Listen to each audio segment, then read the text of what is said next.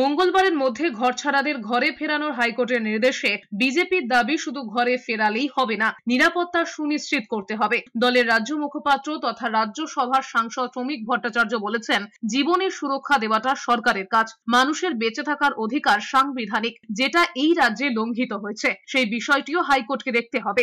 দেখুন, মহামান্য আদালতের নির্দেশ সম্পর্কে আমাদের কিছু বলার নেই, আমরা নির্দেশকে স্বাগত জানাচ্ছি। আপনি ঘর ছাড়াদের ঘরে ফিরিয়ে দিলেন, ঠিক এভাবেই হাইকোর্টের নির্দেশে একজন ঘর ছাড়া মোহাম্মদ আলী বারাসাতে তিনি ঘরে ফিরেছিলেন।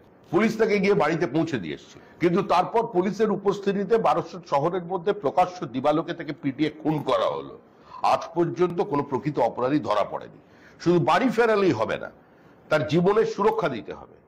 জীবনের সুরক্ষা দেওয়াটা সরকারের কাজ, আর মানুষের বেঁচে থাকার অধিকারটা সাংবিধানিক অধিকার। সেই অধিকারটা এখানে লঙ্ঘিত হয়ে যাচ্ছে, সেটাও হাইকোর্টকে দেখবে। অন্যদিকে তৃণমূলের কুণাল ঘোষের বক্তব্য, ভোট পরবর্তী হিংসার সঙ্গে তাদের দলের কেউ যুক্ত নয়। সব জায়গায় বিজেপি বনাম বিজেপি হচ্ছে, আর তৃণমূলের নাম জড়িয়ে দেওয়া হচ্ছে।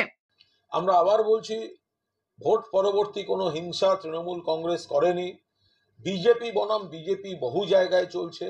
পশ্চিমবঙ্গে একজন মাত্র লোক প্রকৃত ঘর ছাড়া, তার নাম দিলীপ ঘোষ। তাকে সুকান্ত মজুমদাররা মেদিনীপুর থেকে ঘর ছাড়া করে পাঠিয়ে দিয়েছেন অন্য জায়গায় হারাবার জন্য। বিজেপি বনাম বিজেপি চলছে। শুক্রবারে হাইকোর্ট বলেছে, অশান্তি নিয়ে অনেক গুরুতর অভিযোগ এসেছে, তারই বাস্তব চিত্র জানতে চায় আদালত। হাইকোর্টে রাজ্যের তরফে সওয়াল করা হয়, 18 জুন পর্যন্ত ডিজির ইমেলে 859টি অভিযোগ এসেছে। 204টি ক্ষেত্রে আদালত গ্রাহ্য অভিযোগ আছে, তাই এফআইআর হয়েছে। 175টি অভিযোগে আদালত গ্রাহ্য অপরাধ নেই।